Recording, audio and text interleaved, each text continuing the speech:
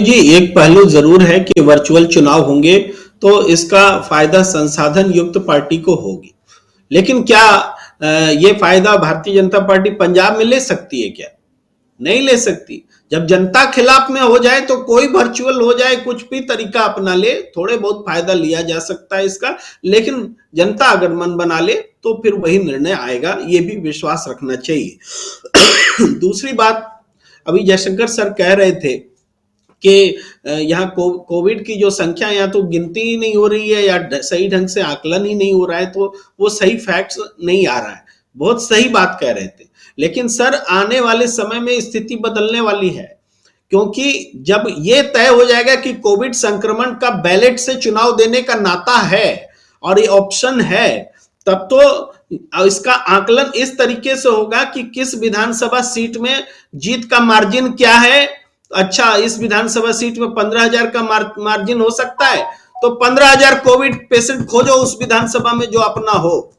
और फिर कोविड आप जानते हैं कि सही भी हो सकता है, गलत भी हो सकता है, खोज करके कोविड पेशेंट क्रिएट किए जाएंगे और फिर कोविड पेशेंट की संख्या बहुत तेजी से बढ़ेगी उत्तर प्रदेश में। एक अभी घटाने की पॉलिसी चल रही ना, आने वाले समय में बढ़ाने की पॉलिसी चलेगी, क्योंकि वो वोट होगा, ये मैं बताना चाहता हूं। और रणनीतिक तरीके से हर विधानसभा क्षेत्र में कोविड पेशेंट्स खोज कर निकाले जाएंगे।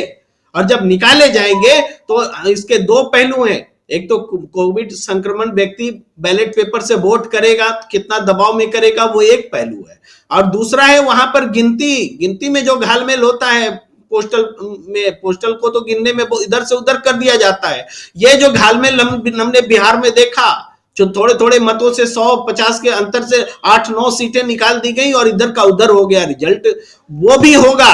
तो ये कोविड, ये बहुत गंभीर बात मैं कह रहा हूं कि आने वाले समय में कोविड की संख्या और बढ़ेगी और वो आनुपातिक रूप से इस रूप में बढ़ेगी कि किस विधानसभा में क्या मार्जिन उनका अंदरूनी सर्वे कह रहा है, उस हिसाब से बढ़ेंगी। लेकिन नेचुरली जो जितनी बढ़ रही है वो कम नहीं है। उससे ही आर या पार की लड़ाई जो है लड़ी जा सकती है। तो हम आपदा में अवसर की स्थिति देख रहे हैं, लेकिन इसके बावजूद ये जो भी नियम कानून है सभी पार्टियों के लिए समान है, उसको एहतियात और अलर्ट के साथ लड़ना होगा। जन समर्थन है तो हर गलत को गलत कहने के लिए खड़ा होना होगा। जो मुख्य धारा की मीडिया है उसका दुरुपयोग अगर एक पार्टी करेगी तो इसके खिलाफ खड़ा होने का ये सही समय भी है। इसको इस रूप में भी देखिए कि विपक्ष इस समय खड़ा हो सकता है कि ये चुनाव है, ये सारे दलों को हम प्रचार का मंच बनने नहीं देंगे और उसके लिए जो मोड अपनाना हो विरोध का अपनाए। उसी तरीके से दूसरे जो तरीके हैं स्थानीय स्तर पर कैसे संवाद को बढ़ाया जाए उसको भी क्रिएट करने की स्थिति होगी। तो ये संक्रमण का दौर है, इसमें जो लड़ाई लड़ेगा वही जीतेगा, फाइनली यही बात है जी।